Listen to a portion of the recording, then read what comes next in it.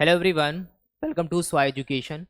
देखो, आज के इस वीडियो में हम बात करने वाले हैं कि अगर आप फूड सेफ्टी ऑफिसर बनना चाहते हो, ठीक है, अगर आप फ्यूचर में प्लान कर रहे हो या फिर आप इस एग्ज़ाम की प्रिपरेशन कर रहे हो, तो सबसे इम्पॉर्टेंट यहाँ पर आपके लिए क्या हो जाता है।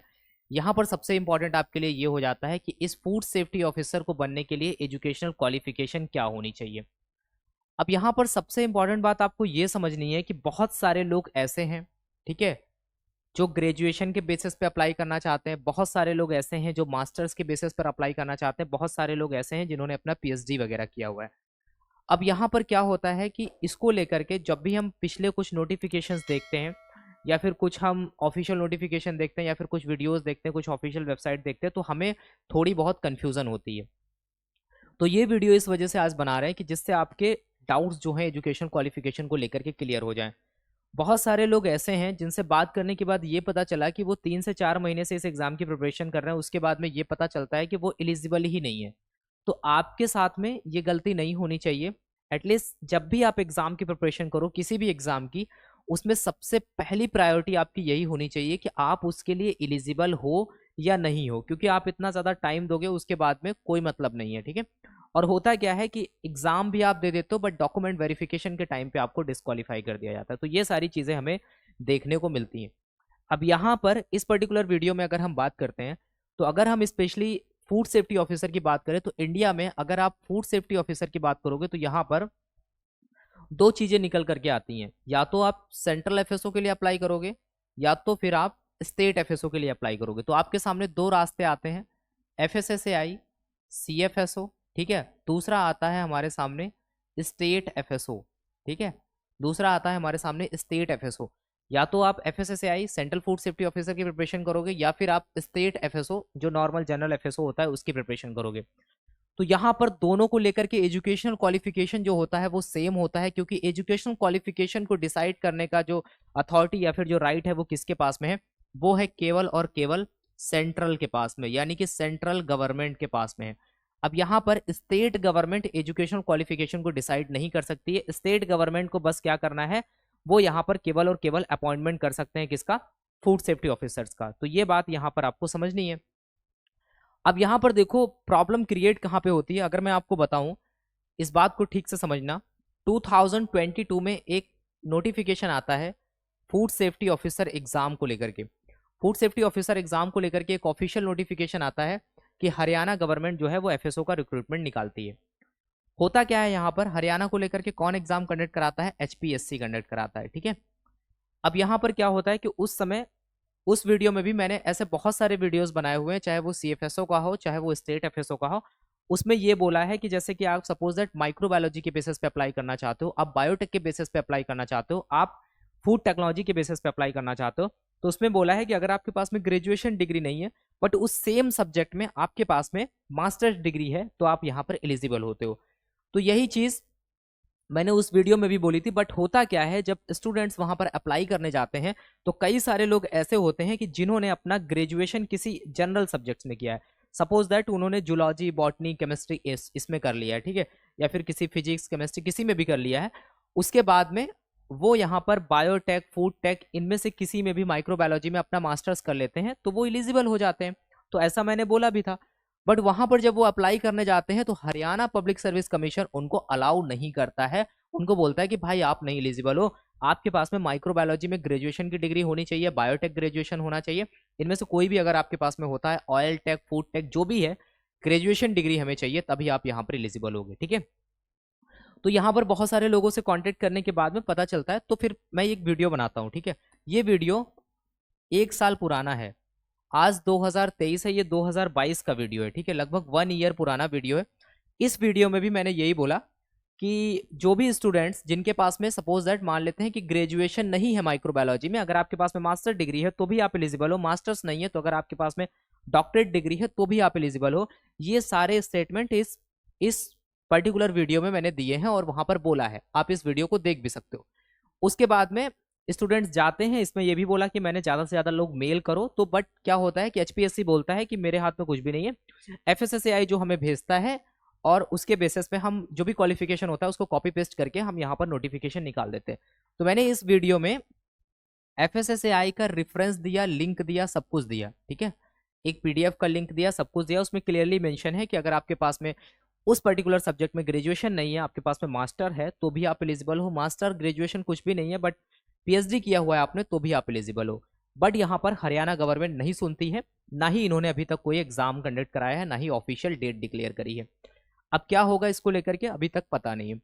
तो यहाँ पर जब चीजें आती हैं, ये वीडियो डाला, इसको आप देख लेना, तो यहाँ पर सारी चीजें क्लियर करने के बाद में लोगों ने डिस्कस किया, बट इसका क्या निकला, इसका कोई सॉल्यूशन निकला?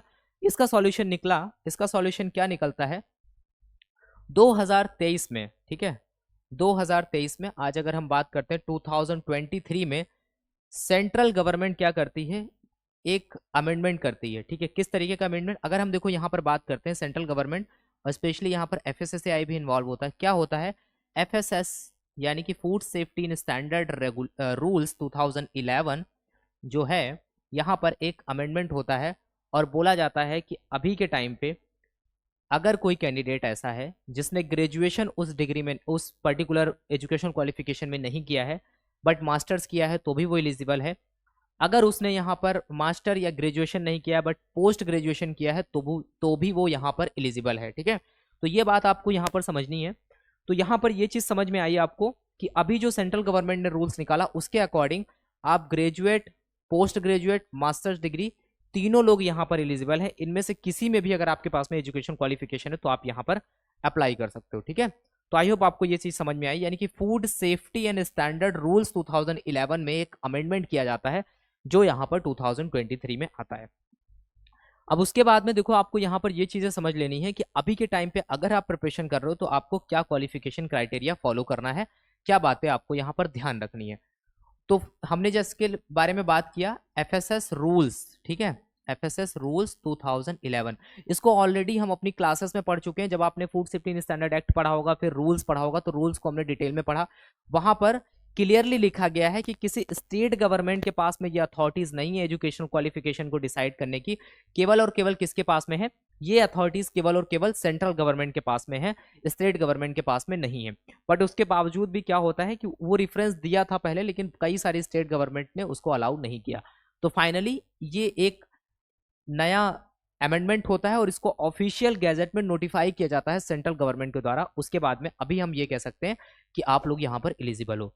अब यहाँ पर बात आपको क्या ध्यान देनी है, यहाँ पर आपको ये ध्यान देना है कि जो फूड सेफ्टी ऑफिसर है उसको लेकर के न्यू एजुकेशनल क्वालिफिकेशन क्या है। 2023 में अगर हम बात करें तो न्यू एजुकेशनल क्वालिफिकेशन क्या है, तो अभी जो भी नोटिफिकेशंस आएंगे इन फ्यूचर तो उनमें ये चेंजेस आपको देखने को मिलेंगे।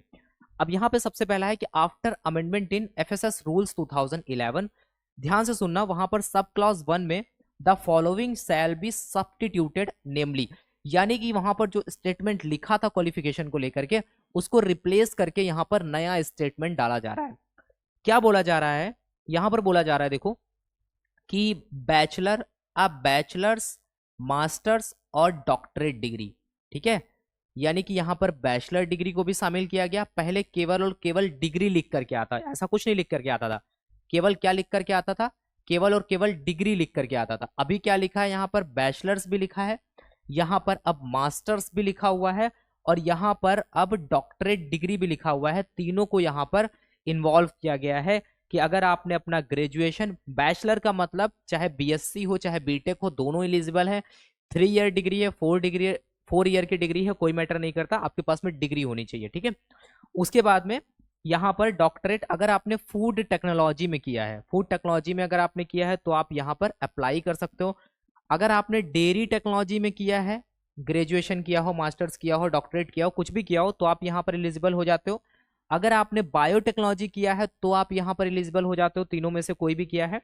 अगर आपने ऑयल टेक्नोलॉजी किया है तो भी आप यहाँ पर एलिजिबल हो जाते हो।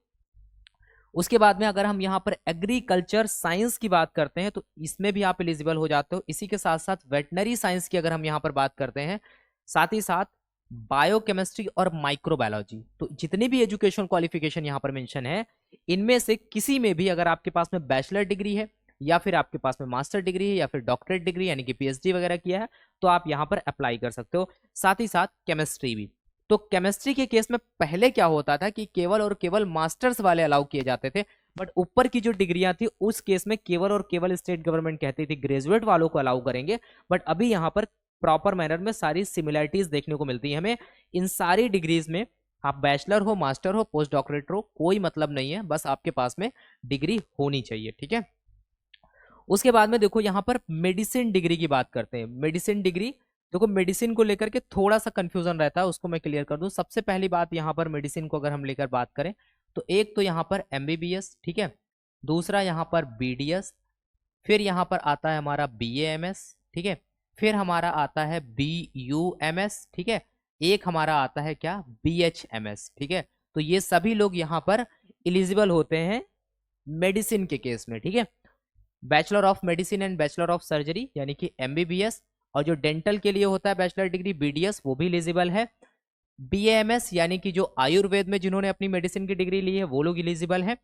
बीयूएमएस यानी कि जो यूनानी मेडिसिन में कुछ लोग यहाँ पर करते हैं तो वो लोग एलिजिबल है। बीएचएमएस यानी कि होम्योपैथी, इसके अलावा एक सिद्धा मेडिसिन करके भी होता है, वो भी अगर आपने किया है तो आप यहाँ पर एलिजिबल हो जाओगे इन केस ऑफ मेडिसिन।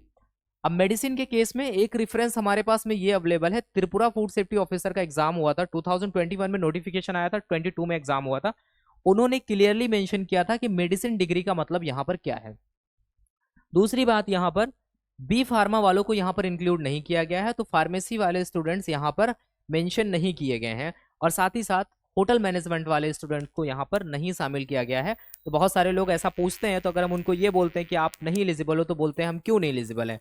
आप क्यों नहीं एलिजिबल हो, क्योंकि गवर्नमेंट जब तक नहीं अलाउ करेगी तब तक आप अप्लाई नहीं कर सकते हो। आपका फॉर्म एक्सेप्ट हो जाएगा, आप एग्जाम देने जाओगे, आपका एडमिट कार्ड भी आ जाएगा, बट डॉक्यूमेंट वेरिफिकेशन के टाइम पे आपको डिस्क्वालीफाई कर दिया जाएगा। तो ये बात ध्यान रखना, अगर ये सारी चीजें पहले पता चल जाए तो बहुत नंबर ऑफ एप्लीकेशंस काफी कम हो जाएंगे, बट लोग ध्यान नहीं देते इन चीजों को और यहाँ पर वो फॉर्म वगैरह फिलअप करते हैं, ठीक है। तो आई होप आपको ये चीज यहाँ पर अब समझ में आई। तो क्या करना है आपको, फार्मेसी वाले स्टूडेंट जैसे वो ये बोलते हैं कि हमने माइक्रोबायोलॉजी, बायोकेमिस्ट्री, या फिर यहाँ पर अगर हम बात करते हैं बायोटेक वगैरह, ऐसे सब्जेक्ट्स उन्होंने अपने सेमेस्टर्स में पढ़े हैं, केमिस्ट्री वगैरह उन्होंने पढ़ा है, बट इसका मतलब ये नहीं होता है कि आपने सेमेस्टर में पढ़ा है तो वो लोग अलाउड नहीं है। यहाँ पर बात होती है मेन कोर्स की, ठीक है। जो भी आपने यहाँ पर कोर्स किया है अपना 4 साल का, 3 साल का, उसकी मेजर डिग्री, उस कोर्स का नाम क्या है, वो यहाँ पर उसके बेसिस पे यहाँ पर क्वालिफिकेशन डिसाइड होता है। अगर कोई बोलता है कि मैंने कुछ पढ़ाई करी है बट वहां पर मैंने ये सब्जेक्ट्स पढ़े हुए हैं, तो एज अ सेमेस्टर अगर आपने पढ़ा है तो उसको रिकॉग्नाइज नहीं किया जाएगा, तो ये बात आप ध्यान रखना। इसके अलावा भी अगर आप अप्लाई करना चाहते हो तो आपका रिस्क होगा टोटली, ठीक है, क्योंकि यहाँ पर ऑफिशियली कहीं भी मेंशन नहीं है। दूसरी चीज देखो, यहाँ पर क्वालिफिकेशन के बाद में गवर्नमेंट थोड़े से और चेंजेस करती है, जैसे कि मैंने आपको बताया सेंट्रल गवर्नमेंट के पास में ये पावर्स होती है एजुकेशन क्वालिफिकेशन को लेकर के। तो जो हमारा रूल्स है उसमें एक और स्टेटमेंट चेंज किया जाता है, बोला जाता है कि इन sub clause 2 for the word, लिखा था, क्या लिखा था, notified by the central government. जब हम पुराने नोटिफिकेशंस को देखते हैं तो वहां पर ये लिखा होता है क्वालिफिकेशन को लेकर के notified by the central government. तो उस स्टेटमेंट को अभी रिप्लेस किया गया, उसकी जगह क्या लिखा गया, the word notified by the food authority with the prior approval of the central government. यानी कि फूड अथॉरिटी का मतलब यहां पर क्या है, FSSAI, ठीक है। स्टेट गवर्नमेंट के पास में कोई अथॉरिटीज नहीं है एजुकेशन क्वालिफिकेशन को डिसाइड करने की, ये बात आपको पता होनी चाहिए। अब यहाँ पर फूड अथॉरिटी इसको डिसाइड कर सकती है, बट उसको यहाँ पर एक अप्रूवल चाहिए होगा सेंट्रल गवर्नमेंट का, ठीक है। तो आई होप आपको ये चीज समझ में आई। तो अभी आपको यहाँ पर क्या समझ में आया, जब भी आप इस एग्जाम की प्रिपरेशन करो तो सबसे पहले आपके पास में कुछ ऑथेंटिक इंफॉर्मेशन होना बहुत जरूरी है। आप कुछ वेबसाइट्स से विजिट करते हो तो गूगल पे बहुत ज़्यादा, सारी वेबसाइट्स की बात नहीं करेंगे, बट कुछ वेबसाइट्स पे बहुत गलत डेटा आपको मिलेगा, ठीक है। वो अगर आप सीरियसली प्रिपरेशन कर रहे हो तो आप उस पर रिलाई मत करो। उसके अलावा यहाँ पर कुछ वीडियोस भी मिल जाएंगे आपको यूट्यूब पे, तो बेटर होगा कि आप ऑफिशियल सोर्सेज को फॉलो करो। अदरवाइज हम यहाँ पर जो भी अपडेट देते हैं आपको वो यहाँ पर पूरी तरीके से ऑथेंटिक होता है। जब तक हमारे सामने हम पूरी तरीके से अश्योर नहीं हो जाते हैं तब तक हम कोई भी चीज़ अपलोड नहीं करते हैं, ठीक है। तो अगर आप एग्जाम की प्रिपरेशन कर रहे हो तो ये बातें आपको ध्यान रखनी है। आप ऑफिशियल गवर्नमेंट को फॉलो कर सकते हो, उनकी वेबसाइट्स को, या फिर यहाँ पर आप यूट्यूब पे जो वीडियोज़ वगैरह हम डालते हैं उनको आप देख सकते हो। अब यहाँ पर अगर आप FSO एग्जाम की प्रिपरेशन कर रहे हो, ठीक है, तो आप चाहते हो कि जैसे कि हमें आइडिया लगे प्रीवियस ईयर के पेपर्स वगैरह कैसे होते हैं, तो वो यहाँ पर आप स्वाई एजुकेशन का ऐप डाउनलोड करो, उसके फ्री ऑफ कॉस्ट एक फ्री कंटेंट सेक्शन है, वहां पर आपको पेपर्स मिल जाएंगे, जिससे आपको एक आइडिया लग पाए कि ये फूड सेफ्टी ऑफिसर का पेपर कैसा होता है अगर आप इस एग्जाम को देने का प्लान कर रहे हो। इसके अलावा अगर आप Haryana food safety officer JKPSC में जो यहाँ पर असिस्टेंट कमिश्नर का रिक्रूटमेंट आया था उसकी आप प्रिपरेशन कर रहे हो, महाराष्ट्र में अगर आप मेंस एग्जाम की प्रिपरेशन करो या फिर central food safety officer exam की प्रिपरेशन कर रहे हो, तो यहाँ पर इसको लेकर के बहुत कुछ अवेलेबल है सो एजुकेशन के यूट्यूब चैनल पर। अगर वहां से आपको कुछ हेल्प लेनी है तो आप ले सकते हो। ये एक हमारा व्हाट्सएप नंबर है, कुछ डाउट होता है तो आप वहां पर डाल सकते हो। जैसे बहुत सारे लोग होते हैं, कोई फेक नोटिफिकेशन आता है तो वो व्हाट्सएप पे शेयर करते हैं, तो उसके बाद में हम उसको चेक कर लेते हैं कि वो फेक है या फिर ऑफिशियली कोई डिक्लेरेशन दिया गया है गवर्नमेंट के द्वारा, तो उससे ये आपको टाइम बच जाता है। इसके अलावा आपको कुछ और डाउट होते हैं या फिर कुछ कैसे आपको प्रिपरेशन करनी है बुक्स वगैरह को लेकर के ऑलरेडी मैंने वीडियो बना रखा है, तो वो आप देख सकते हो। बाकी यहाँ पर आप ऐप डाउनलोड करोगे तो आपको बहुत ज़्यादा हेल्प मिलेगी एक प्लेस पे, ठीक है। तो ये था आज का वीडियो। तो इस वीडियो से आपको ये समझ में आया कि एक छोटी सी गलती आपकी बहुत ज़्यादा महंगी पड़ सकती है, आपका समय बर्बाद हो सकता है। तो बेटर यही होगा कि जब भी एग्जाम की प्रिपरेशन करो तो एक प्लान होना चाहिए आपके पास में, बुक्स कौन सी फॉलो करोगे आप वो सब होना चाहिए, एक जर्नी डिसाइड होनी चाहिए। एटलीस्ट थोड़ा बहुत आगे पीछे चीज़ें हो सकती हैं बट एक पाथ डिसाइड होगा तो आप डेली बेसिस पे उसके ऊपर काम कर पाओगे। और सबसे पहले आपको एजुकेशन क्वालिफिकेशन पे ध्यान देना है, ठीक है। तो ये था आज की इस वीडियो में। अगर वीडियो अच्छा लगा है तो प्लीज़ यार चैनल को सब्सक्राइब करो, जिससे और लोगों तक ये इन्फॉर्मेशन पहुंचे, और वीडियो को आप ज़्यादा से ज़्यादा शेयर करना। तब तक के लिए thank you, have a nice day, मिलते हैं नेक्स्ट वीडियो में।